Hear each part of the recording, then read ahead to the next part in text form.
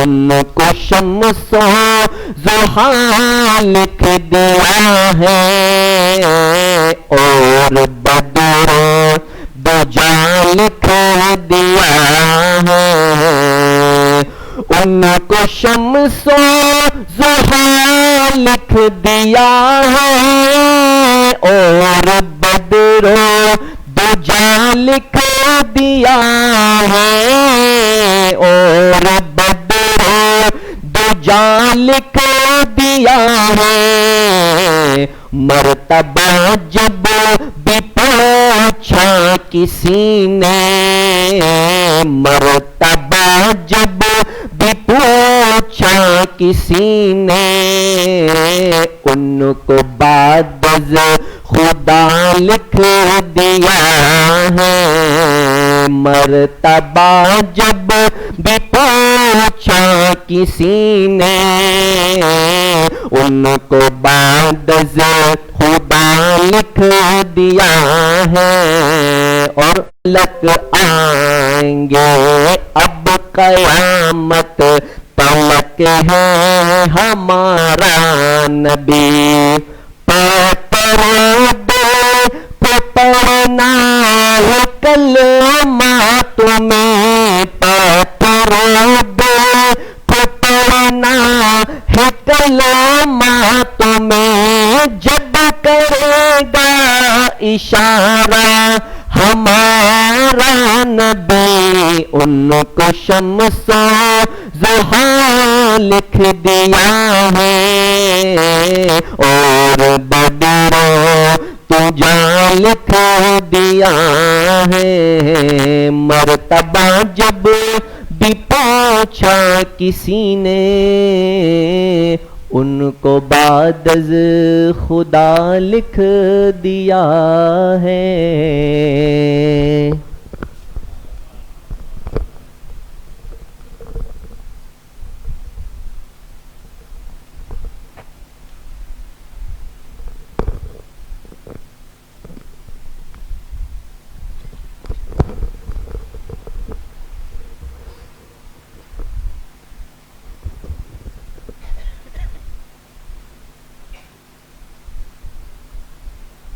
کے طرح جو ہے یہ ہر چیز برس رہا ہے. اب یہ ہے کہ یہ برس تو رہا ہے لیکن اب کون اس کو لے رہا ہے برتنوں کو سیدھا کر لیا تو رحمتیں بھی آئے گی برکتیں بھی آئے گی انوارات ہر چیز آئے گی لیکن اگر ہمارے برتن الٹے ہو تو ہمیں کچھ بھی نہیں ملے گا ہمارے برتن تر بھی نہیں ہوں گے. اس لیے ہمیں ضرورت اس بات کی ہے کہ ہم اپنے برتنوں کو سیدھا کر لیں اور برتن کیسے سیدھے کریں ہر آدمی اپنے زندگی پہ غور کرے ہر آدمی اپنے زندگی کو دیکھے وہ خود سمجھ جائے گا کہ میرا برتن سیدھا ہے یا الٹا. اگر اس مبارک مہینے کے اندر اللہ کے احکامات کی پابندی کر رہے جیسے نماز کی پابندی ہے روزے کی پابندی ہے زکوٰۃ ہے اور اسی طرح دیکھو اس قرآن کریم کے اندر ہمارے لیے بنیادی طور پر دو قسم کے حقوق ہے حقوق اللہ حقوق العباد. حقوق اللہ یعنی اللہ تعالیٰ کے حقوق حقوق العباد بندوں کے حقوق. تو ہم میں سے ہر آدمی دیکھے کہ ہم حقوق اللہ کے کتنے پابند ہیں حقوق العباد کے کتنے پابند ہیں. آج اگر ہم غور کریں ہمیں نہ حقوق اللہ کی پرواہ ہے نہ حقوق العباد کی پرواہ ہے. دیکھو ہمارا ہر چیز ہماری مرضی کا ہے نماز اپنی مرضی کا روزہ اپنی مرضی کا زکوٰۃ اپنی مرضی کا حج اپنی مرضی کا. دل میں آیا تو نماز پڑھی ورنہ نہیں کون پوچھنے والا ہے. دل میں آیا روزہ رکھ لیا ورنہ نہیں دل میں آیا تو زکوٰۃ دی ورنہ نہیں دل میں آیا حج کیا ورنہ نہیں. اسی طرح حقوق العباد کا معاملہ ہے اگر دل میں آیا تو کسی کے ساتھ ہمدردی کی ورنہ نہیں. تو دیکھو یہ دو قسم کے حقوق ہیں ہمارے اوپر. اگر ہم نے اس کی پابندی کی حقوق العباد کے اگر ہم پابند ہیں حقوق اللہ کے پابند ہیں تو گویا کہ یہ اس بات کی نشانی ہے یہ اس بات کا علامت ہے کہ ہمارے برتن سیدھے ہیں. اور اگر ہم حقوق اللہ کے بھی پابند نہیں ہیں حقوق العباد کے بھی پابند نہیں ہیں تو پھر ہم سمجھ جائے کہ ہمارے برتن الٹے ہیں، پھر ہمارے برتن الٹے ہیں، یہ رحمتیں یہ برکتیں برس رہی ہیں لیکن ہمیں کچھ حاصل نہیں ہو رہا۔ تو ہمیں چاہیے کہ ہم اپنے برتنوں کو سیدھا کریں۔ ہم اگر اب تک بھی دیکھو، اب تک بھی یہ پورا مہینہ ختم ہونے والا ہے، آج 27ویں شب ہے، اب 3 یا 4 دن باقی ہے گنتی کے، لیکن اب تک بھی اگر ہم نے اپنے برتن سیدھے نہیں کیے، اب کر لے، اب بھی غنیمت ہے، موقع ہے، اب بھی اس موقع کو غنیمت جانے، اپنے برتنوں کو سیدھا کر لے۔ اگر ہم نماز کے پابند نہیں ہے تو نماز کے پابند ہو جائے، اگر ہم روزے کے پابند نہیں ہے تو اس کی پابندی کر لے، اگر زکوٰۃ فرض ہے اس کی پابندی نہیں ہے تو اس کی پابندی کر لے، حج فرض ہے نہیں کیا تو اس کی نیت کر لے۔ اور اسی طرح اگر ہمارے اوپر حقوق العباد کسی کا حق ہو، ماں باپ کا حق، اولاد کا حق، رشتہ دار کا حق، پڑوس کا حق، جس کا بھی حق ہو اس حق کی ادائیگی کا نیت کر لے، تو ہم سمجھ جائیں کہ ہم نے اپنے برتن سیدھے کیے۔ ورنہ کل قیامت کے دن جب اللہ کے یہاں پیش ہوں گے، دیکھو یہ جو حقوق ہمارے پاس ہے، کہتے اللہ کہتے کہ ہمارے قیامت کے دن اللہ پاک کے پاس 3 رجسٹر ہوں گے، تو 3 رجسٹر ہوں گے تو کہ اللہ کہتے ہیں کہ مجھے ایک رجسٹر کی تو کوئی پرواہ نہیں ہے، اور ایک کا جو ہے معافی نہیں ہے، اور ایک کا حساب و کتاب ہوگا۔ تو دیکھو جس رجسٹر کے بارے میں اللہ رب العزت فرماتے ہیں کہ مجھے اس کی کوئی پرواہ نہیں ہے، اس میں اللہ تعالیٰ کے حقوق ہوں گے، نماز کا ہوگا، زکوٰۃ کا ہوگا، روزے کا ہوگا، حج ہوگا۔ اللہ چاہیں گے تو بخش دیں گے، نہیں چاہیں گے تو پکڑ لیں گے، وہ اس کی مرضی۔ اور دوسرا رجسٹر جس کے کوئی معافی نہیں، اس میں کافروں کے اعمال ہوں گے، اس کی معافی نہیں، جو بغیر ایمان کے گیا، بغیر توبے کے گیا۔ اور تیسرا رجسٹر جو ہے جس میں حقوق العباد ہے، دیکھو آج ہم حقوق العباد کی کوئی پرواہ نہیں کرتے، نہ حقوق اللہ نہ حقوق العباد، لیکن حقوق اللہ سے زیادہ اہم حقوق العباد ہے، اس کی ہمیں کوئی پرواہ نہیں ہے۔ ہمیں نہ ماں باپ کے حق کا پرواہ، نہ اولاد کا، نہ بہن بھائیوں کا، نہ رشتہ دار کا، بلکہ اولاد ماں باپ سے تنگ ہے، ماں باپ اولاد سے تنگ ہے، بھائی بھائی سے تنگ ہے، رشتہ دار سے تنگ ہے، پڑوسی سے تنگ ہے، جبکہ ہر ایک کے حقوق ہے، اور ہم پر لازم ہے کہ ہر ایک کے حقوق کا خیال رکھے۔ اور کل قیامت کے دن جب تک کہ وہ بندہ اگر کسی کا حق ہم نے مارا ہوگا، کسی کا حق غصب کیا ہوگا، کسی کے ساتھ کوئی زیادتی ظلم کی ہوگی، تو کل جب تک وہ بندہ معاف نہیں کرے گا تو اللہ بھی معاف نہیں کریں گے، اللہ بھی اس وقت تک معاف نہیں کریں گے جب تک کہ وہ بندہ معاف نہ کرے۔ تو اس لیے ضرورت اس بات کی ہے، دیکھو یہ پورا قرآن آپ نے الف لام میم سے لے کر والناس تک سنا، تو قرآن کریم کی یہ 30 پارے ہیں، 114 صورتیں ہیں، 6666 آیات ہے۔ تو اس میں ہمارے لیے ہم نے کیا نصیحت سنی، کیا پیغام، روزانہ آپ جتنا آپ سنتے تھے، پھر اس کا خلاصہ بھی دیکھو خالد صاحب نے آپ کو سنایا، لیکن کیا سبق حاصل کیا، ضرورت اس بات کی ہے کہ ہم نے کس آیت پر عمل ہے ہمارا، کس آیت پر ہمارا عمل نہیں ہے۔ ہر آیت کے اندر ہمارے لیے کوئی نہ کوئی پیغام ہے، کوئی نہ کوئی نصیحت ہے، تو ہم نے کون سی آیت کی کوئی نصیحت پکڑ لی، کون سی آیت کو جو ہے ہم نے اس کا پیغام سنا۔ تو اس لیے دیکھو یہ ایک بہترین اللہ مختلف مواقع لوگوں کو دیتے، ہمیں دیتے ہیں، یہ بہترین موقع ہے، یہ بہترین مہینہ ہے جو اللہ کی رحمت اور برکتوں کا مہینہ ہے۔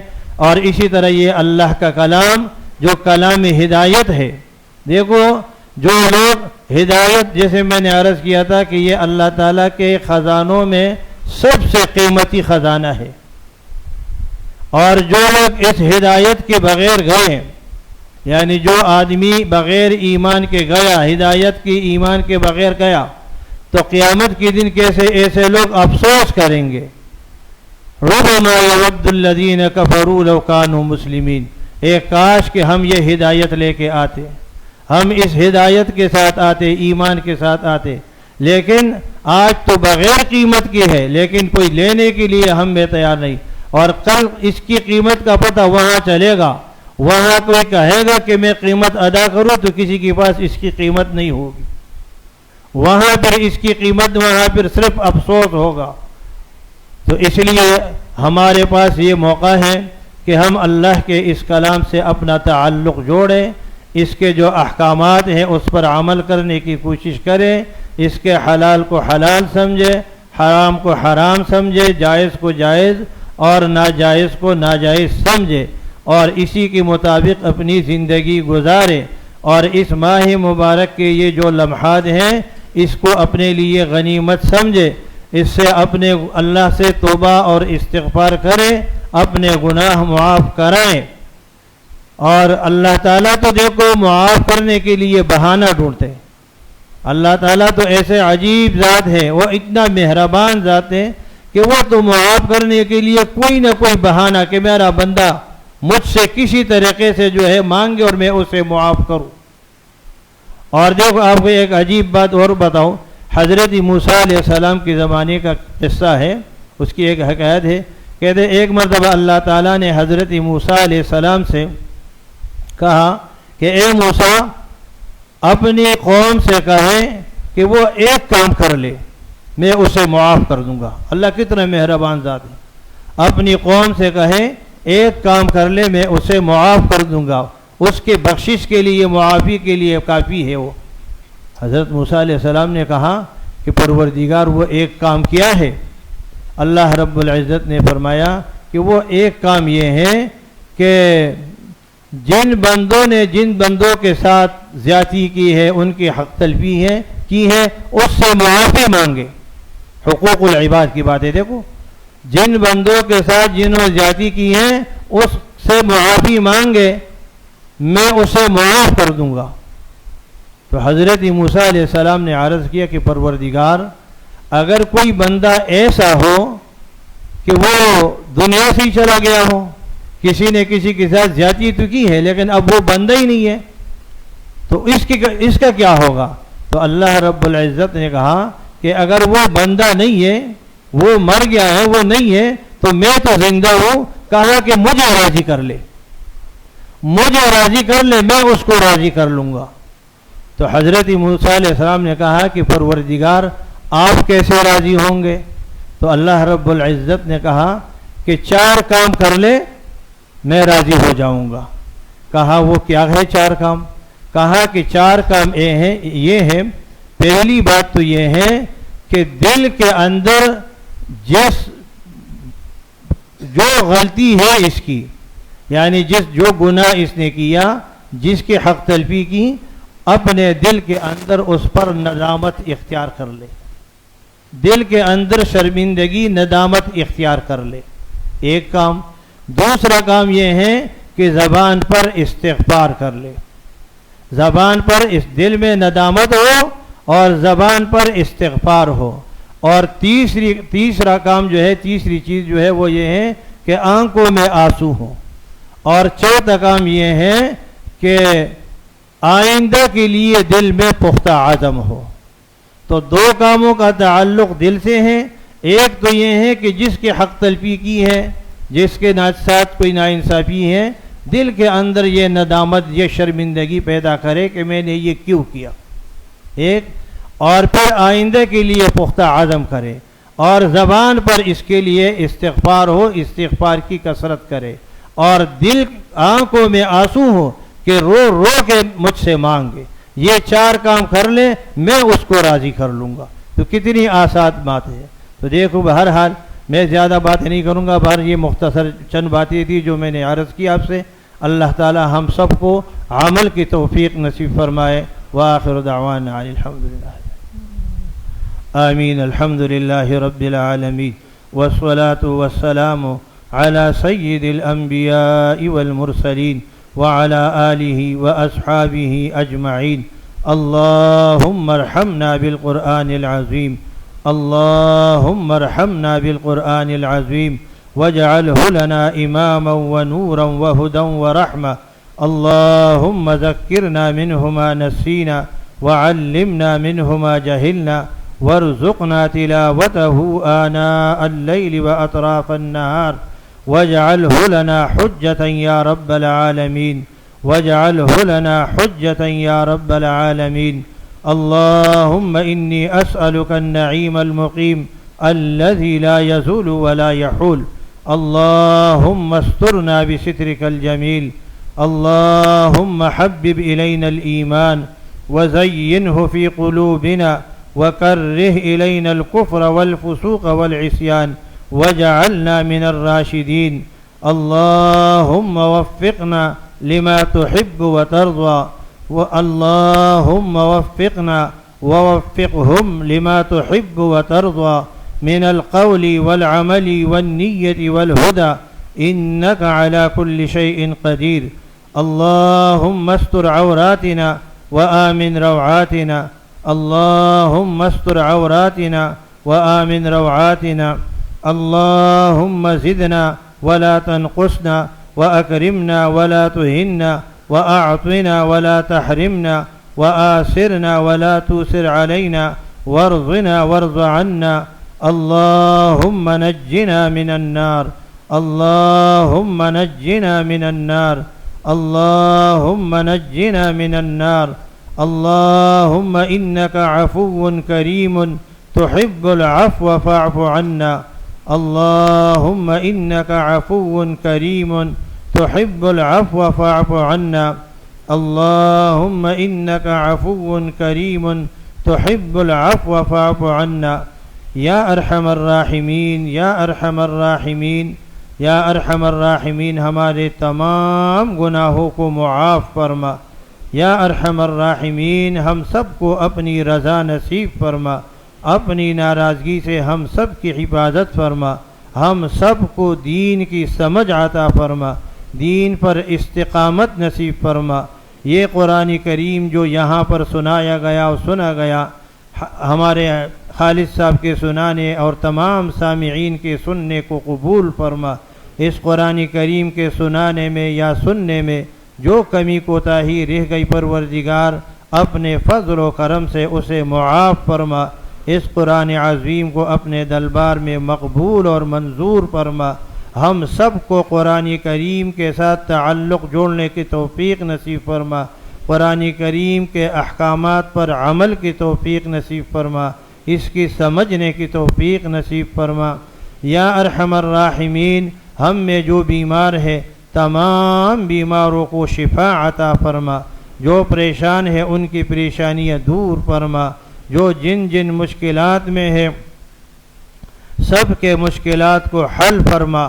سب کے تکالیف کو دور فرما. جن کے جو بھی جائز حاجات ہے سب کو اپنے جائز حاجات میں کامیابی نصیب فرما. یا ارحم الراحمین جو لوگ بے اولاد ہے انہیں نیک اور صالح اولاد عطا فرما. جن کی اولادیں ہیں بگڑ چکی ہے انہیں اپنے ماں باپ کا فرما بردار بنا.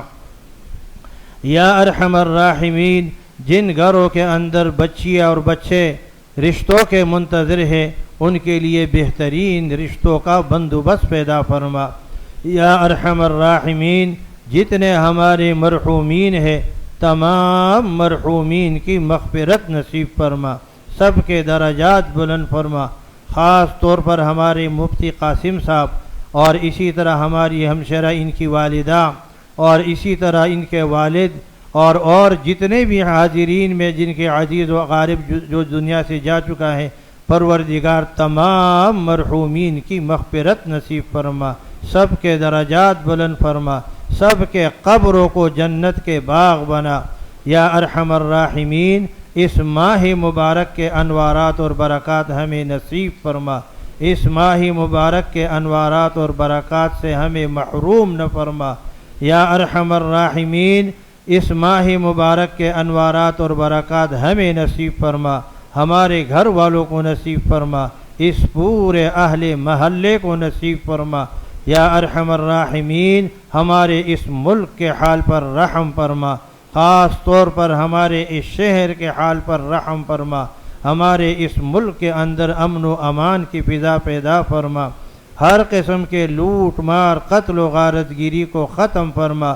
مسلمانان عالم میں اتحاد اور اتفاق پیدا فرما، جہاں کہیں مسلمان آباد ہیں ان کی مال جان آبرو عزت اور ایمان کی حفاظت فرما، جہاں کہیں مسلمان مظلوم ہے پروردگار تمام مظلوم مسلمانوں کی مدد فرما، ان کی نصرت فرما، خاص طور پر فلسطین کے مسلمان، وہاں کے مجاہدین اور غزہ کے مجاہدین کی پروردگار مدد فرما، ان کی نصرت فرما، انہیں کامیابی عطا فرما، جو درندے اس پہ ظلم کر رہے ہیں انہیں نیست و نابود فرما، ان کی قوت اور طاقت کو ریزہ ریزہ فرما، یا ارحم الراحمین اشرار کی شر سے ہماری حفاظت فرما، ہمارے گھروں کی حفاظت فرما، ہمارے مساجد مدارس علماء طلباء صلحاء کی حفاظت فرما، یا ارحم الراحمین ہم سب کو اپنی رضا نصیب فرما، اپنی ناراضگی سے ہم سب کی حفاظت فرما۔ ربنا تقبل منا انك انت السميع العليم وتب علينا انك انت التواب الرحيم، وصلى الله تعالى على خير خلقه محمد وآله وصحبه أجمعين، آمين برحمتك يا أرحم الراحمين۔